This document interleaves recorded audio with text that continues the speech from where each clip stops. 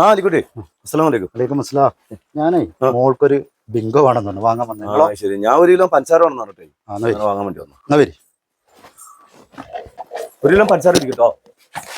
ആലിക്കുട്ടിയെ, മറ്റന്നാ ഇലക്ഷനല്ലേ, എന്താ സ്ഥിതി? എന്ത് സ്ഥിതി? ആനിരാജ് ജയിക്കും, അതിലെന്താ സംശയം? ഇക്കുറിയും രാഹുൽ തന്നെ ജയിക്കും, അതിൽ യാതൊരു സംശയമില്ല. അത് നമുക്ക് കാണാം നമുക്ക് കേട്ടോ. ചിലപ്പോ നിങ്ങൾ ഇക്കുറി ചിലപ്പോ കുറച്ച് വോട്ട് പിടിക്കും, അല്ലാതെ ജയിക്കുന്നൊന്നും നിങ്ങൾ വിചാരിക്കാൻ.